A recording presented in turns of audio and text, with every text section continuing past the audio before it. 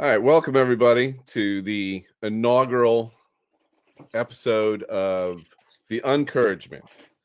I am Colin, the Dude O'Brien, and with me is my partner in crapulence and depravity. This is John Scrappy Sardo. Say hi to everybody, John. Hey, everybody. Sorry, I didn't take that cue. We're off to a great start. Right. We're doing amazing. So John and I are we've been friends for upwards 2 of decades. 25 years now. I We're think. working on 3. Oh my God, we're cruising into old age. We're solidly middle-aged. Yes, we are. We have found that spot. But we're also sports fans. We've got a lot of piss and vinegar in our veins, So much piss. and our general attitude is pretty a-hole-ish. With that in mind, we decided to put together a little podcast. We've done a couple of things where we try and make each other laugh with some online presentations and this, that, and the other, and basically just berating our own fandom for the most part. So most sports shows, podcasts, sports center stuff, like this, that, and the other, otherwise, especially when it's conversational, is generally about the greatness, the achievements, Speculation. who's the best. Yeah, exactly. Yeah. Whereas John and I are going to be going the complete opposite direction with the Uncouragement, because at the Uncouragement, we celebrate nothing. So what we're going to do is we're going to take our fandom, we're going to take your fandom, we are going to burn it down, and we are going to figuratively piss in the ashes. So why should you care what we think? You shouldn't. And what do we think about you not caring about it? We could care less. We're uncouraged, if you will. We are really encouraged. So with that being said, we are going to start off this first episode with the most recent major, I'm air quoting right now, you can't see it, air quoting, major sporting events that happened. And yeah, I got the devil's horns air quotes from Scrappy. So that is going to be Super Bowl 56 and then the Beijing Winter Olympics, which just wrapped up. So we will start with Hash Brown Super Bowl 56. You're going to hear that a lot, actually. We hope, if we can continue that joke going. It's a private joke between John and I right now. It came out of one of our presentations to each other. It was John's brainchild, is the hash brown. You go ahead and explain to him where you came up with the hash brown. Yeah. When thinking about former general manager of the Giants, Dave Gettleman, what would he do if he saw the hashtag? I figured, well, he's not going to know it as a hashtag. He'll know it as a hash brown for many obvious reasons, not the least of which is that giant fucking gut of his and a complete lack of attention to technology or math or modern data or anything resembling a modern franchise. So hash brown Dave Gettleman. That is how it goes. And John actually, to his credit, took that character of Dave Gettleman on, not in a mimicking voice or anything like that, but in sheer lack of brain power. And he stuck with the hash brown thing to the point where it has now stuck with us. You just keep pushing the button. Hash brown eventually fans. It's funny, Exactly. Yeah, but we're just going to do that idea of, as long as we say it enough times, you'll eventually buy into it. So Hash Brown Super Bowl 56. I'm going to lead in with just a very basic question that's going to give everybody the, again, hammering home the idea of what we're doing here at the Uncouragement. So I'm going to ask John, in the case against the participants of Super Bowl 56, which team deserved to be in that game the least? So I'm going to allow John here the first pick in the draft, and he's going to select which one he wants to bash the most for even having made it there, having been there, so on and so forth. And then I will argue the other side. I don't care who he picks because neither team should have been there. So I have an argument for either side. It doesn't matter to me. So you go right ahead, John. You got first pick of the draft. LA Rams or Cincinnati Bengals? Who was least worthy of being there? I'm going with LA, and I have a number of reasons for this. Not the least of which is they bought that team. I mean, they bought an all-star level team. They bring Von Miller in. They sell the farm for they burn the farm down for Matt Stafford, and they barely squeak by on the tiniest of margins. If not for Cooper Cup, they're not even out of the first round. I mean, they were literally you're literally sitting there at half, or near the end of the first half of the divisional round against Tom Brady, the ageless wonder. And here we go again. And LA is literally lighting a huge lead on fire. They can't score in the second half at all. At all. I mean, this game, if that game would have went on one more quarter, there's no doubt in my mind that Tampa Bay wins. But, I mean, obviously they couldn't pull out such an enormous comeback. And you can't tell me anyone in America thought like, oh boy, Stafford's got the ball and we're tied and he's driving to win the game. I'm thinking, and I'm sure you are too, I'm definitely going to throw it into triple coverage and get picked at some point, and Tom Brady is going to march down the other end of the field and either throw a touchdown or they're going to kick a game winner. But that's not what happened. Somehow, I don't know how it happened. They blow the coverage on Cup. I think the defender falls over and Cooper Cup is literally running wide open. And if not for that play, the Rams probably they get eliminated in that game. In the they first blow a round, huge lead. Stafford is like, okay, this loser can't even get out of the first round of the playoffs on a stacked team with, arguably the best wide receiver in the league, along with the tight end's good. OBJ was before he got hurt. Sure. Looking great. They have a good running game. McVay, good coach, but can't get out of the first round. And chances are, like, a year or two from now, when the window closes on that team and that bill comes due, it's like, why did we unload all of this for a 32-year-old quarterback, 30, whatever he is? I think he's early 30s, right? He's not quite 35. 13 years in the league, so you got to think exactly. He's early to mid 30s by now. Yeah, you're looking at the best version of who he is, right? I mean, he might be slightly, worse than Pete Stafford. But that's it. But that's not what happens. Cooper Kupp makes a huge catch, and then in the next game against the 49ers, they both teams. I'm gonna stop you if you don't mind. I'm gonna flash back to what you just said there about the first round game. What you said about, because you're trashing the Rams, so I'm gonna take the opportunity to quickly trash the Bucks here on that play. How in God's name did you not just call a prevent defense so that the max play was like a 30-yarder or something like that? Sense. It made zero sense. How did you look like he was in single coverage, and I think they went with a blitz there. It was insane. Whatever they called, it was absolutely the wrong thing. And it's again, Bruce Arians is a terrible coach. He's a terrible coach. And because Tom Brady doesn't coach the defense on that team is why they were in the wrong positions. He only coaches the offense until he retired. I think they must have just sit back there with 8. Like they was literally the only thing they had to do. It was that. I mean, I know you and I have talked about this before. The Madden AI would absolutely beat Bruce Arians' butt 9 out of 10 times for shit like that. You're just like, what were you thinking? You had one thing to do, which was not let them go 80 yards in 2 plays. They got down the field in 2, maybe 3 plays. Crazy. Yeah, the Bucks. All right, sorry for the interruption. No, that's okay. I think that was. I had to throw that little nugget in to take one more cheap shot at another team. So there we go. Well, all right, so now moving on to round 2. Now we get to round 2, and they're playing a 49ers team that literally is starting a person under center who would be like the best player in a flag football league. I just don't understand how the 49ers managed to do it, and yet how they do it is, 1, a ferocious pass rush, and 2, just skill position players galore.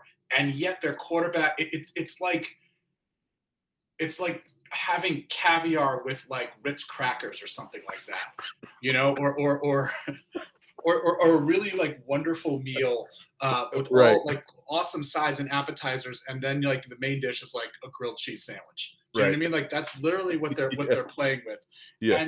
And Garoppolo, you're sitting there waiting for the Jimmy G, like, knife to the chest and then to the throat and then to both eyes turnover at a certain point. Like, it's coming, and of course he obliges.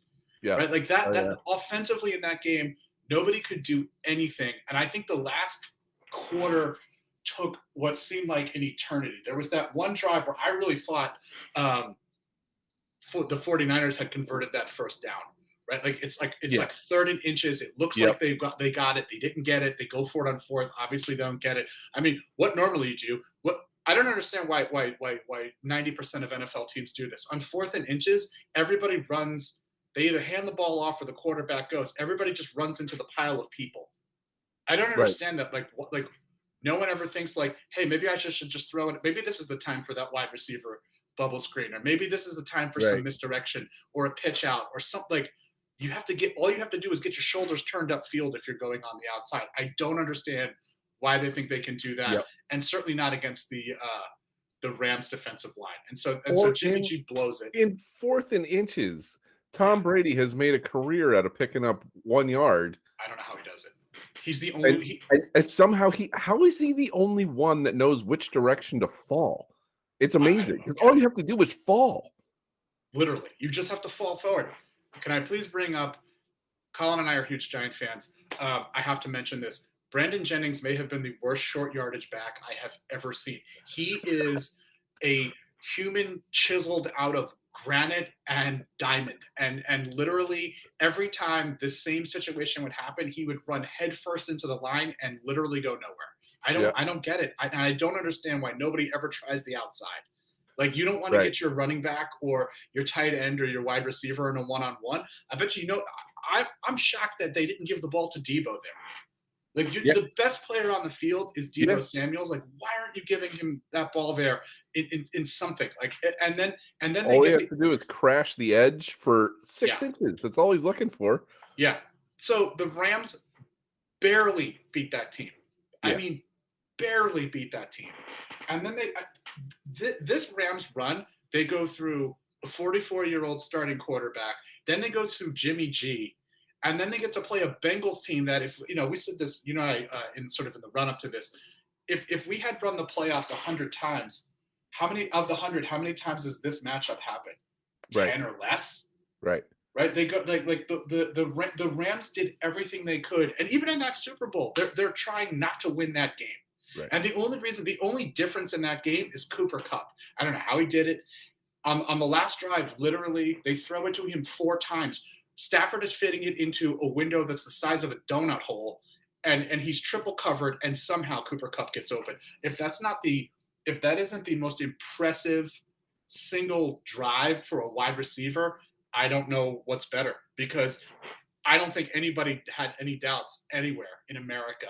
Certainly not the Cincinnati Bengals Yeah. or their fans, that they were throwing to Cooper Kupp on Right. every play. He's literally just watching him get open, and I don't understand how one person, a wide receiver no less, could have such a huge impact on so many games. I mean, he absolutely lit the world on fire. And if not for Kupp having that kind of a run, they don't even get out of the first round, let alone win that Super Bowl. If you would have Yeah. told me down 3, Stafford has the ball, if I'm a Rams fan, game I'm over. throwing up in my mouth, right? Yeah. Like, oh my God, we're down 3 and Matthew Stafford has the ball and we have all of our timeouts. Sean McVay is another one who looks like it's fine until it's some like a rickety machine or something like that, where all of a sudden, like, you get it working and then the slightest thing goes wrong and it all falls apart. And Sean McVay, like, I don't get it. Like, you're supposed to be this wonder kid, but it seems like the end of game management is just not in your wheelhouse.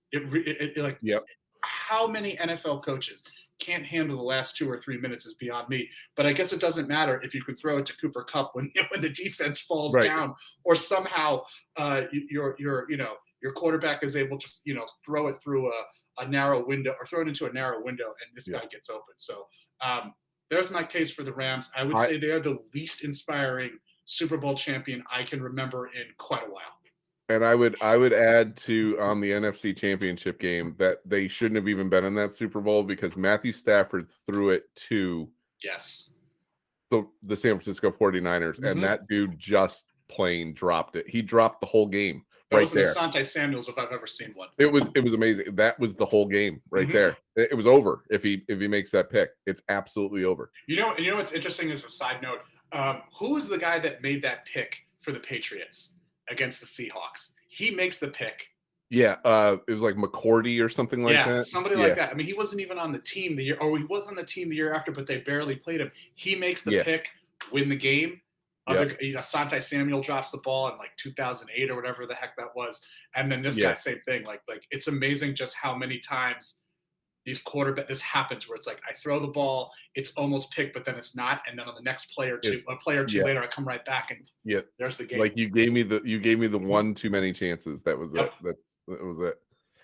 All right, I appreciate your viewpoint on that. I'm going to disagree though, out of default, but just in general speaking, that the Bengals were by far the team that was least deserving of being there in that game alone. So I'm gonna go all the way back to just their entire season, including the playoffs. They were involved in 10 games that were decided by 3 points. 10. They were 5-5 in those games. So they didn't even have a winning record in these close games, right? They just happened to have 3 of them in a row where 2 of them were the playoff games, Tennessee and Kansas City, and then LA, they lose. So it's 3 more games decided by 3 points. They just happen to be on the winning end of 2 of them, and they were playoff games to get them to the Super Bowl. So we'll start off with the beginning of the playoffs for them, though, against the Raiders. They win that game by 7 points.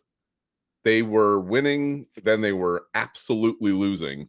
And the 7-point differential, though, is again, that's the most insanely oh my God. It was just the most insane miscall of all time. Yep. Joe Burrow did not step out of bounds. Nope. The whistle blows anyway. Yep. And the whistle blows late, and then it's a touchdown. Nothing that happened after that was correct. Nothing that happened during that play was right. Like the way the refs went about that was completely illegal according to the NFL rules. And yet they did it anyway, and that's the 7-point differential. I argue that if that is actually done the way it's supposed to be done, and let's say there's no touchdown now, that ends up being a tie game, and David Carr absolutely wins that game because he was on a run at that point in the second half of that game. He brought them all the way back. I remember he had the ball to win at the end. I texted you during that game, and I'm like, this is the kind of game that David Carr loves to come back and win. Yeah.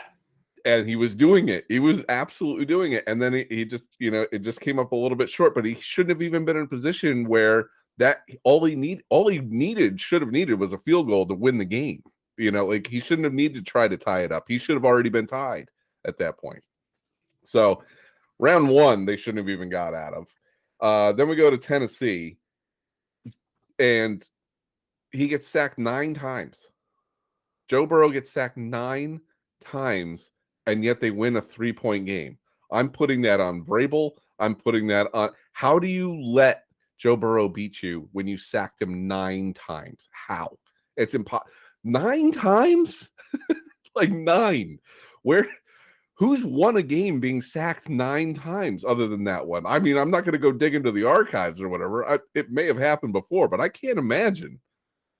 There's not even a whole lot of games where anybody's been sacked 9 times, for crying out loud.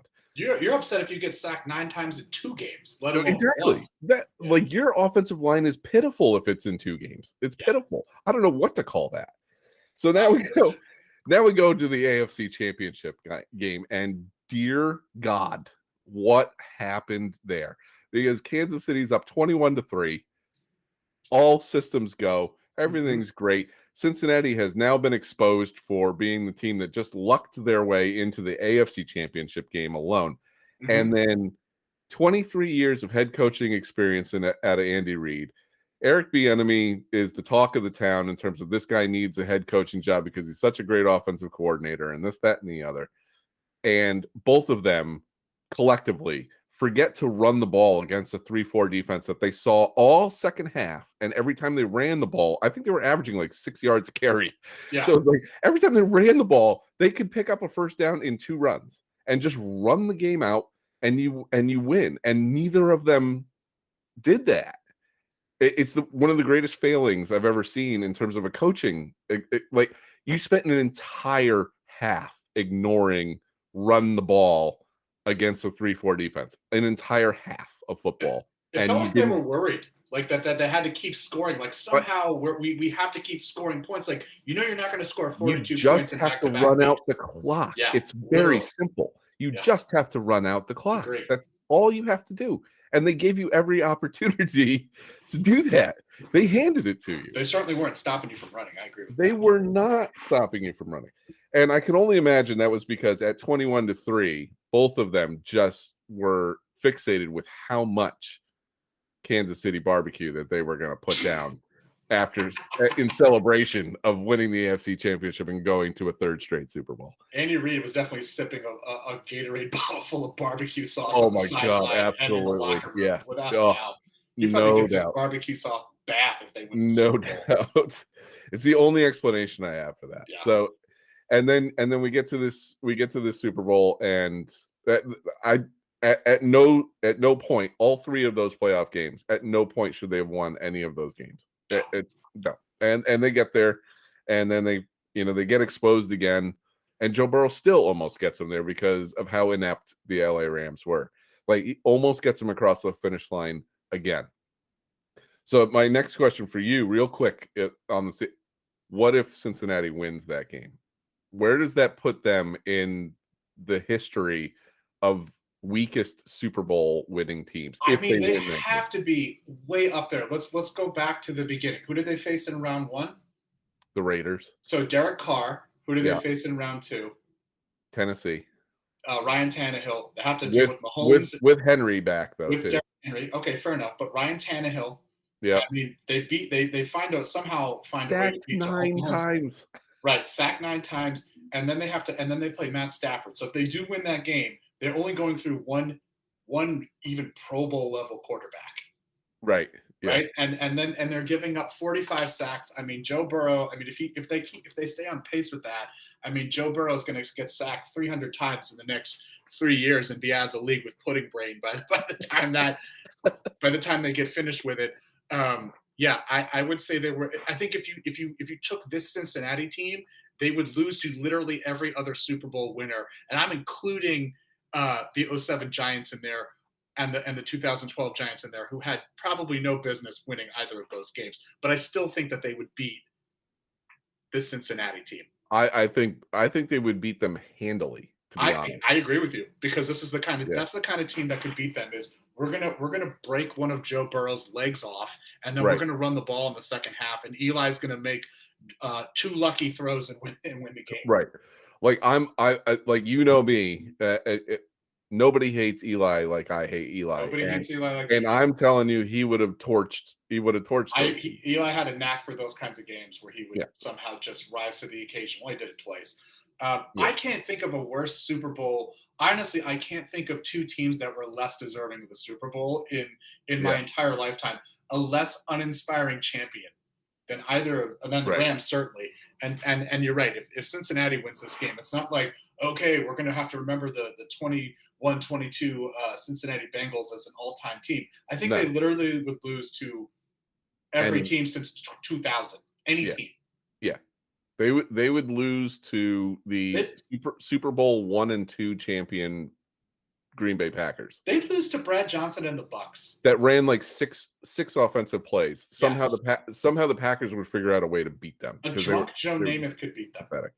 Yeah. Drunk Joe Namath, exactly. Exactly. Guaranteeing stuff. Yeah, all day long. And then trying to rape Leslie Visser.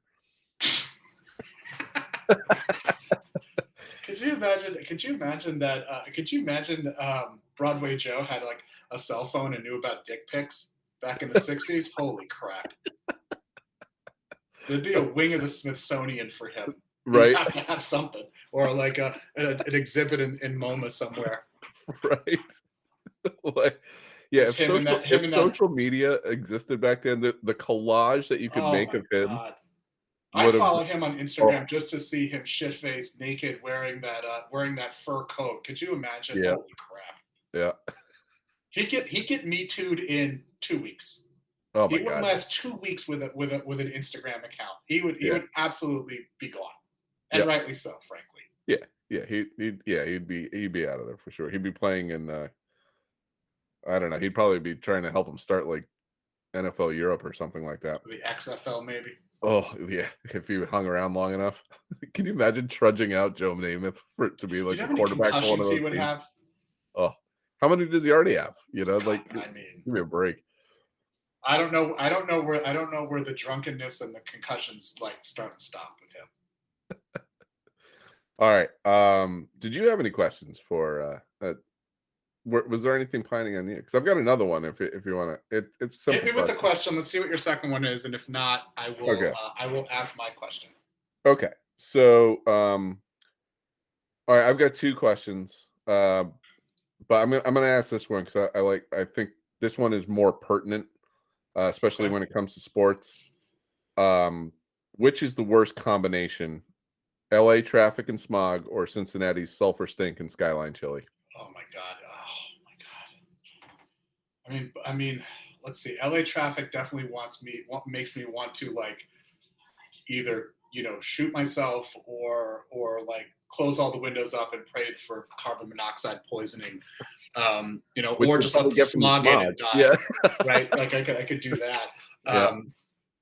The sulfur smell of Cincinnati, probably is burning my hair off. Just I mean, forget the smell for a second. It's probably doing irreparable damage to my respiratory system and accelerating my baldness. That skyline chili is, you know how much I think it looks like dog food.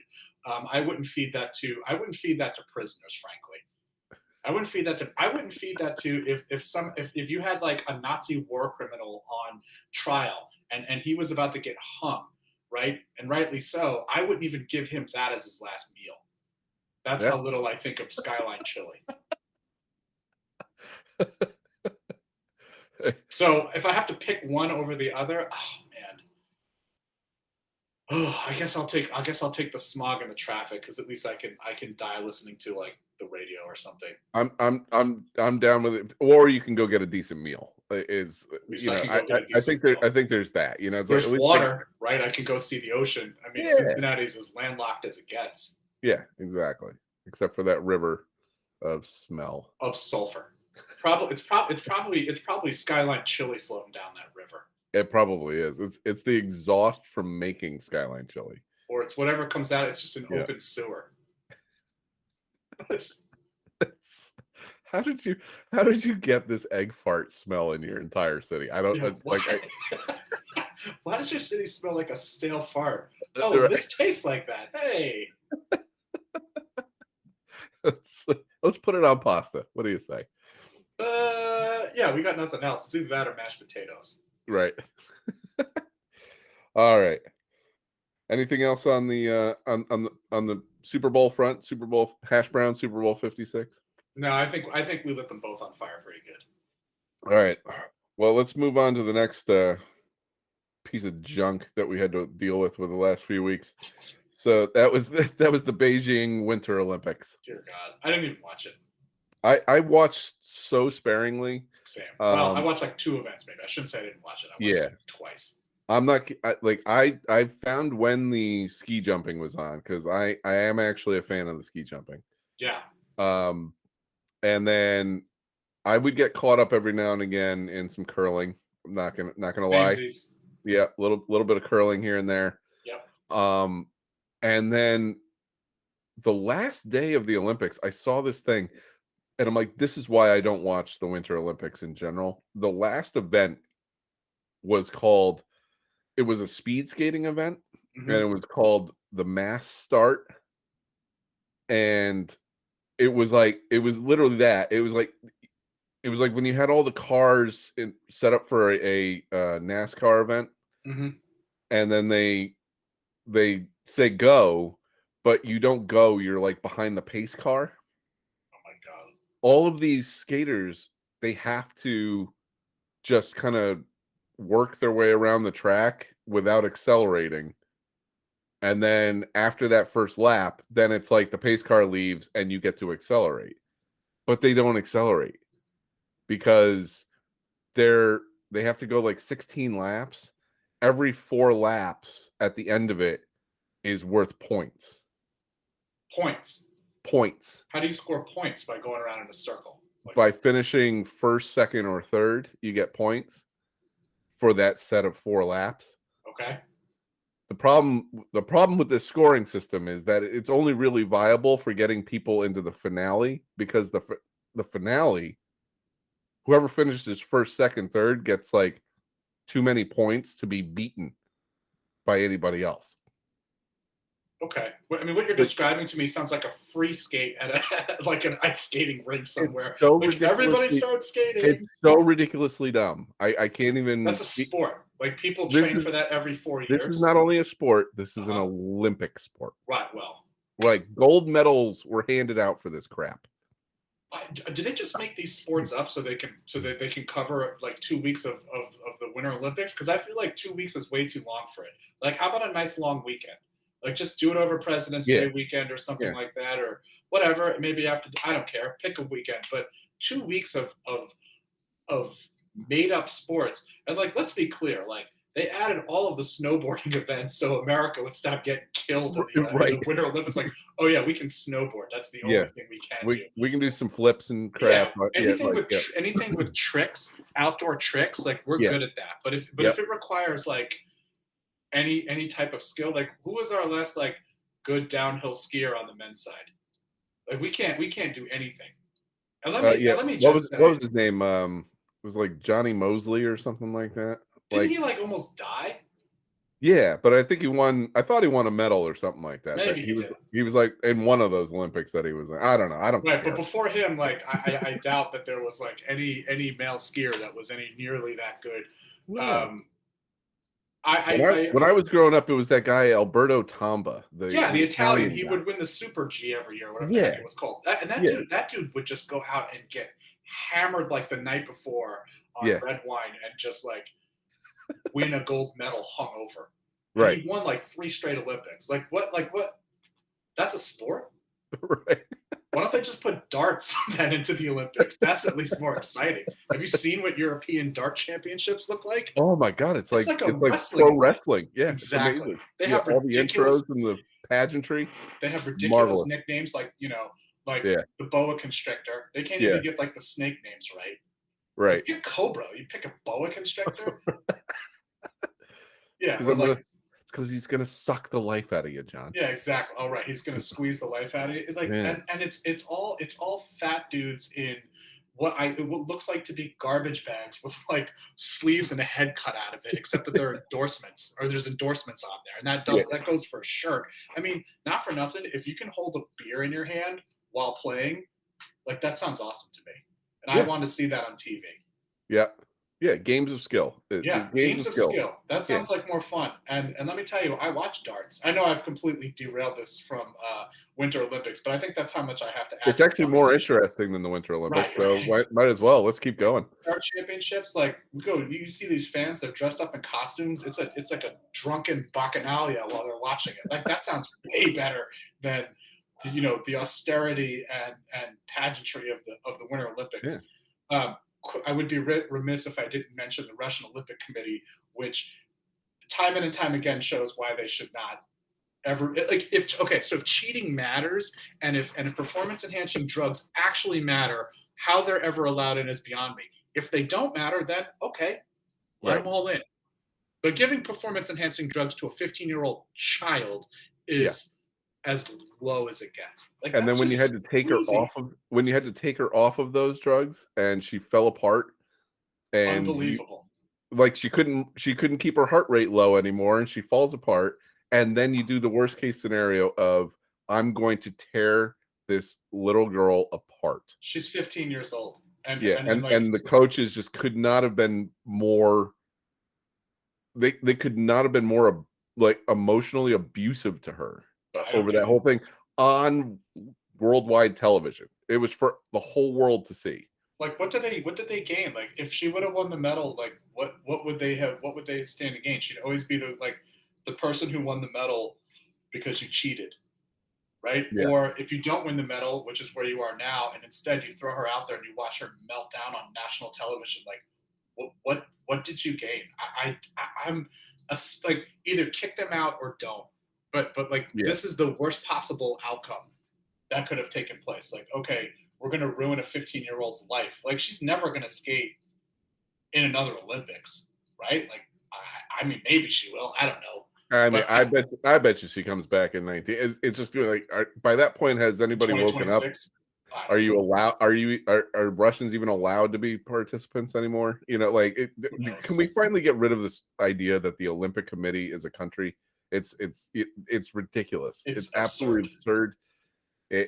It's just it's slapping corruption right in your face. Yeah, I- how does the U.S. Olympic sprinter how does she get banned for recreational drug use? She gets banned for recreational yeah, drug use, and this person, you know, I know I get that she's 15, but she like gets you're gonna let her gets skate and wait. banned. That sprinter gets banned for marijuana. It could not have been more, or it could not have been less of a performance enhancing drug I know. If for a it's like, sprinter. yeah, it's Like, ridiculous. we're talking about a couch and munchies versus like I need to go 100 meters in under 10 seconds. Like that, those things don't jive. So, so she wasn't helping herself with that. It was just to stay calm And and whatever. why are they testing for recreational drug use? Like what? Like how Yeah, is that? You know, I mean, if you tested everybody for recreational drug use, like half yeah, of people would be fired. right. And then coming up with the idea that like this 15-year-old girl was on these illegal pills to monitor her heart rate or what, to temper it, I guess. Yeah, come on. And then deciding that, well, because she's 15, she's a minor and not subject to the rules of adults. The rules of adults do not apply here. This is cheating or not cheating. Yeah, It doesn't matter. If I cheated a board game, if I cheat at shoots and ladders, is it acceptable because that's a child's game? Like, if it's no. like no, has nothing to do with anything. It's amazing. It's like if you cheat, you cheat. That's the whole 9 yards. But so not only are we going to let the Russian Olympic Committee in, then we're going to let this 15-year-old girl in after she fails the drug test and come up with After. the craziest excuse for why that's acceptable. I'm sure the Russian Olympic Committee just probably paid a bunch of money to the IOC. Oh my God, absolutely. Like what else is what else That's all the is there? IOC is doing is just raking in cash. They're like the NCAA for the world. Yeah, they're equally as heartless and horrendous. Yeah. Yeah, I'm anti Winter Olympics. I like the Summer Olympics much better. Yeah. So of the Winter Olympic things, what's the worst? I've told you what my favorite event is. Like, Okay. what's the worst one? If somebody says, gun to your head, you have to watch this. Ice dancing. Ice dancing? Yeah, it's got to be the worst. It's not ice skating, right? Because Yeah. okay, cheating notwithstanding, I'm not a huge ice skating fan, but I can appreciate the athletic ability it takes to do that. I mean, Right. they have a narrow window with which they can do those kinds of tricks. I mean, age restrictions notwithstanding, I don't know that I have an opinion on it necessarily. Yeah. But ice dancing is that, except you can't do any of the tricks. So Right. that would be Yeah. like watching a bunch of people like at an ice skating rink like dancing. Like, oh, this Yeah, is really nice. you might as well go down to Rockefeller Square, Rockefeller Center, and Yeah. just watch the people floating around on the rink. Sure. That's it. Like, oh hey, they used to ice skate. That's cool. Yeah, nice. That's it. Yeah, I'd actually like if I had to watch something that I knew was gonna like make my eyes bleed, it's the that biathlon where you're cross country skiing with a gun strapped to your back. At least you But got a gun. yeah, but that's the thing. It's like a BB gun, That's true. but it's not even shooting anything anymore. Right now, the whole thing is electronic. Oh, so it's So like they're playing like laser they don't tag show it on actually hitting a cross-country target skis? because it's basically like a laser generated thing Okay. now. So you see this thing down on the bottom where the skier comes up and they get to that position and then they have to hit like 5 targets or 6 targets or something like that. Got it. And then it'll show but all that's happening is on the bottom of the screen, it's like it either fills in or it doesn't on target 1, 2, 3, 4, 5, and that's it. There is no like, there's not even an archery payoff to it where you see the thing hit the target. Like there's nothing. And then they get back up and cross country ski, which is to me just insane, like the most boring proposition of anything to watch. It's like, at least cycling, they're going fast or something like that. Right. You know, like there's a chance cross for country danger. skiing is the slowest version of almost any mobility. Maybe snowshoeing would be more boring. Snowshoeing would be close, but like cross Igloo country building. skiing, yeah, it's like I think snowshoeing you could actually get a decent little run going. That's fair. You know? What about ice fishing as a potential, next Winter Olympic sport? That would be amazing. Actually, it would have to. Fishing in general would be interesting because we need to get that into the Olympics. You'd have summer and winter. You'd have summer and winter. Exactly. You'd have the ice fishing version like that. That's actually funny. You could have a fly fishing division. It would have been great. Ice fishing. Ice fishing in Beijing this time around would have been really tough because did you notice that Chinese there was actually no real snow anywhere there? There was no real snow anywhere there. Every bit of snow was actually manufactured. So there wasn't a frozen over lake either. Right. There was no place to go ice fishing there. So I'm sure they would have done damage to the environment somehow to make sure that happened. Well, I mean, those nuclear power plants that they had behind the hole was probably helping everybody out, spectators and athletes included. It's like a small Chernobyl that they just went to play an Olympics in, having an Olympics at. Oh man, so the Olympics suck. So I'm actually going to throw in one little thing here that I was possibly saving for the next segment, but I'm going to say that just from the standpoint of NBC, who had the coverage there in 2014, NBC to get that coverage, and actually they have the coverage through 2032, I believe. Because they bid $7.75 billion back in 2014. Wow. To secure those rights to have this kind of shit show. Their numbers were on average down 45% this year.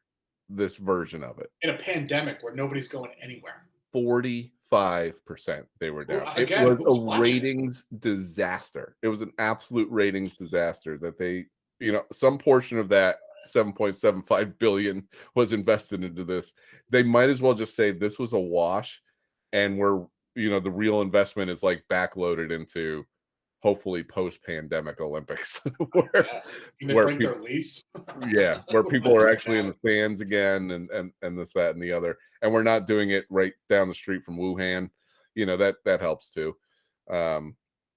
So that's where I'm at with that. So actually, one more thing. Like when you did watch, the other part about the Olympics that drives me bananas is they get in all of the analysts that are the only other people that have ever participated in these sports that are willing to talk about it. Because you always get like the B-list announcer.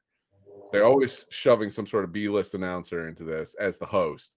And then you have some guy or gal that you've never heard of before because they've only ever done, skeleton in the Winter Olympics, and their excitement over these events is so downplayed all the time, even when they see something like great or what have you, and then their technical analysis of this whole thing is the absolute worst. It's the worst. And it's not relatable. No, and my favorite ones to shit on are anything to do with the aerial stuff. Because oh my god, the guys in particular, they never bother to tell you what the they're talking about. Right. They're like, oh, this, that, and the other, all these move names and this, like you're supposed to make this kind of universally fun to watch and let me know what's happening a little bit. And they're just, it's just like they're sitting there talking to their friend or whatever, which, is nice when everybody knows what's going on, but I don't know what the hell's going on. I don't know what the difference is between these things, and especially in the different disciplines. And they're just, And my favorite one actually was in the ski jump, was when the guy landed. I remember this distinctly. The guy lands, and it's not the greatest landing, but the analyst there says, well, that one looked a little two-footed. Right. And I'm like, as opposed to what? Third foot, one-footed, One-footed? four-footed, Yeah. on all Is fours. he Yeah, I don't hung get like it. a moose? Is he supposed to tripod that? Like, what, on the way down? Like, what are we talking about? I have a really How good is idea to fix two-footed that. a problem? I have a great idea to fix that. No more analyst, no more play-by-play person. Audiobook. There you Just playing go. over the background. Maybe There some you go. nice music. Yep. That's what I do when I watch sports. Cue up your favorite podcast or something. I Yeah. will not listen to. I very rarely listen to anybody calling these games anymore. I have some people that I like. I like Mike Breen and Van Gundy. I can't stand Mark Jackson. I think he's terrible. I Yeah. really do. But I like Breen and Van Gundy. They're really really good. Ian Eagle I can always listen to, but that's about where it starts and stops. Yeah. So I'll watch the games on mute. Hell, I'll watch the game in silence on mute and talk to somebody else. And I think that would be better. I would expect this as 9 a times out of future. 10, I think it's better. Yeah. I would expect this as a future episode there, folks, is the worst commentators. Oh, Because we don't talk about we who could we spend like. 2 hours on that. We talk about who we hate. And there's that's probably a two-parter right there. We can Easily. probably just separate it by sports. Yeah. just Good. go through the list of the worst. Just who's the worst. Football is going to be a blast. That's going to be a lot of fun. I agree. So that's definitely a future episode. All right, so we've covered our subjects for this initial episode here, and so what we're going to do is, again, this came out of an experience that John had. This really actually happened. Yeah. So what we're going to do is we're going to do the face diddle of the week. Why don't you explain to them real quick where the face diddle thing came from? You don't have to use specific names or anything, but I won't. We were my partner and I were visiting some friends of ours, and there was a child there, and the child started talking about face diddling. How old was the child roughly? The child was 3, and I just made it up. Like it was, it was just a made up word, but he repeated it enough that like, okay, face diddling. I can't believe I'm frankly embarrassed. I never thought of it myself. So yeah, we're gonna do the face diddle of the week at the end of every episode, and it's going to be somebody who either was a face diddler or a face diddly. I'm going to tell you right now, I'm basically looking for face diddlies. I could care less about a face diddler, to be honest. It's not the best connotation. Right? Yeah, exactly. Like I just want to see the person that gets it. So, that being said, because I used up one of my NBC was going to be one of my face diddles, but I think it's going to be. There we go. So into the Winter Olympics conversation. Excuse me. So I'm going to say my face diddle of the week is going to be a diddly, and it's going to be Eli Apple. Okay, very nice. And not just because he got torched over and over and over again in playoffs. In the playoffs, he dropped the pass that should have secured the AFC Championship game. He gets bailed out because on the very next throw, there's the actual interception, which was a much tougher catch to make, and he had it right in the chest, dropped it anyway. But after that game, after dropping that interception, after that game, he apparently tweeted out to Mecole Hardman and Tyreek Hill, and he tweeted out to them that they should hit him up for some Super Bowl tickets, because he's going. Wow.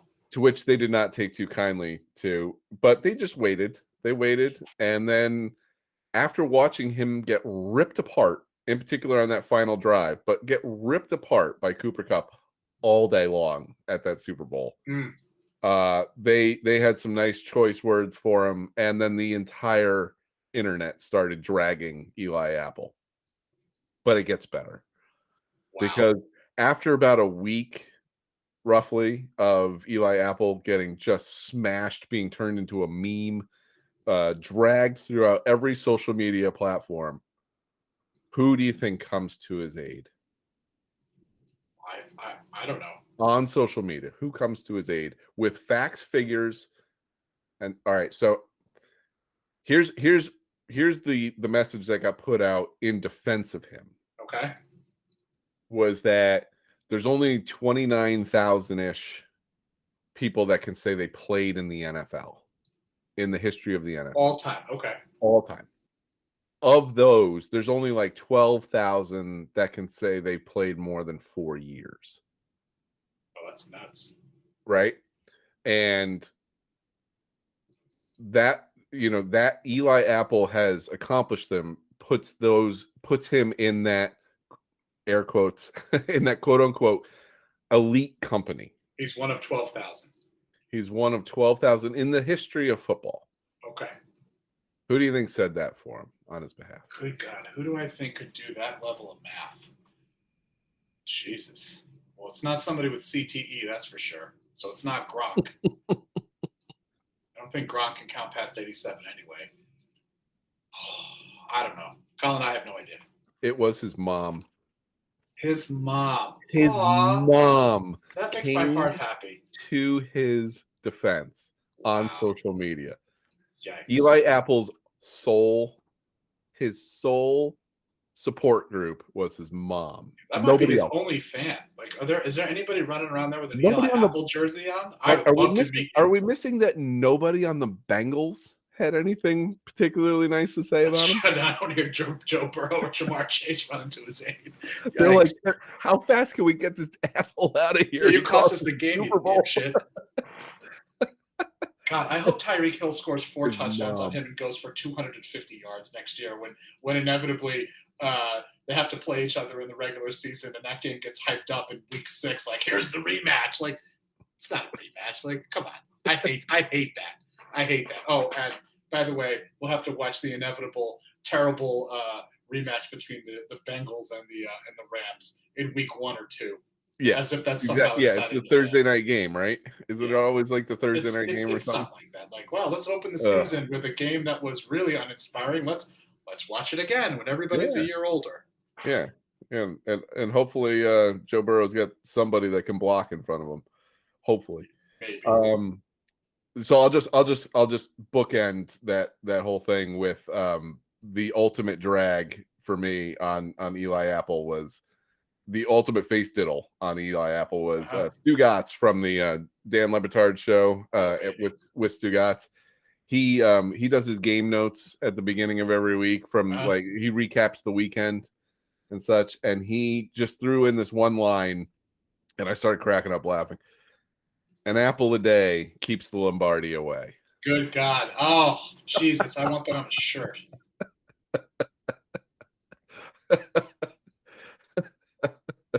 Side note: Giants wasted the 10th pick on him. Yeah. Another reason Colin and I really hate him. Wasted the 10th pick on. Might as well have not chosen. You know what I mean? Right. Like let the clock expire and be like, shit, we didn't get the pick in. Right. But you didn't get Eli Apple either. And the only defense against who they could have had and who they passed up was because who they could have had was Todd Gurley, but they passed him up. Now the defense was always, but you got Saquon Barkley. Yeah, that's working out great. So far, so good. Exactly. Like Todd Gurley at that point would have been just fine for a couple of years. Absolutely. We would have gotten just as far, and Saquon Barkley isn't bringing us anywhere. So, like, what's the difference? The difference? He probably would have been a better option, and we could have made more moves based on Gurley than you could ever make with Eli Apple. Because Eli Apple, you got 0 returns on, none. You got nothing for him. No, you know your career is going well. When your team says, well, we still have to see what we have. That's with regard to Saquon and Daniel Jones. But they'll get their own. They'll get their own episode. I don't want to open that can of worms just yet. Exactly.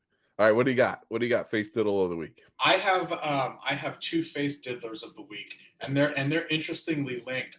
My face diddlers of the week are Ben Simmons and James Harden, who Yeah. screwed two fan bases. Well, Harden, in Harden's case, he's screwed three fan bases now. He screwed he lit the Houston Rockets on fire on his way out the door. He got fat and played his way out of town.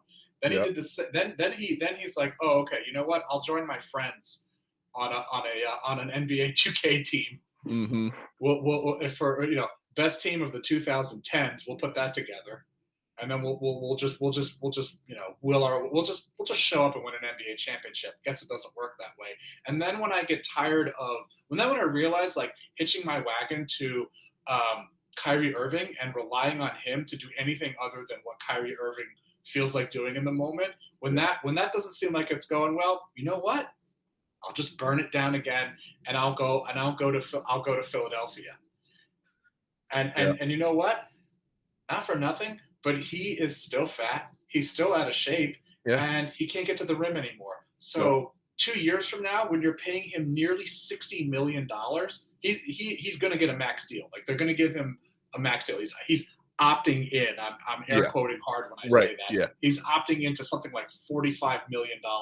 Yeah. When they give him a crazy amount of money and they don't get out of the East again because, oh, by the way, he's going to shoot 2 for 11 in the second half of a important game in the playoffs. Yeah. When they have to give him 3 years, $180 million and have no assets and they're stuck with him, where's he playing his way to? Yeah. I mean, I don't understand. Like, what evidence have you seen at this point from him that would lead you to believe that he in any way, shape, or form will stick around when anything gets tough? If you think Brooklyn fans or Houston fans were rough, what happens when it goes south in Philadelphia? And at which point you can just call up your buddy Ben Simmons and be like, hey, Ben, what happens when it goes south in Philadelphia? Yeah. Oh, yeah, just don't show up. Just don't show up. Light $20 million on fire. Don't show up. Don't shoot. Don't try and improve as a player. And if you do all of those things, another team will become desperate enough to trade their disgruntled star so I can go get what I want. At the end of the day, it shows you what really, really matters. And that is if a star player in any sport decides that they don't want to do something and they're good enough, they don't have to do it. There's literally no accountability. Ben Simmons didn't care about the money. Care about the money. And the lasting memory of him, or the most recent memory of him that I can think of, was passing up a layup. Yeah. On a 3-on-1 break. I mean, the only thing easier would have been if there were nobody standing in front of it. He passed that up, shot 0 for 400 in the fourth quarter of every playoff game, and somehow he's going to come to a team with Kyrie Irving and Kevin Durant. And somehow he's going to fix everything that's wrong with the Nets. You know what's wrong with the Nets? Old age.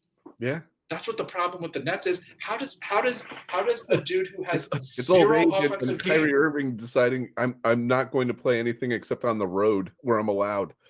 What's going to happen? What is Kevin Durant going to do when they sag off of Ben Simmons?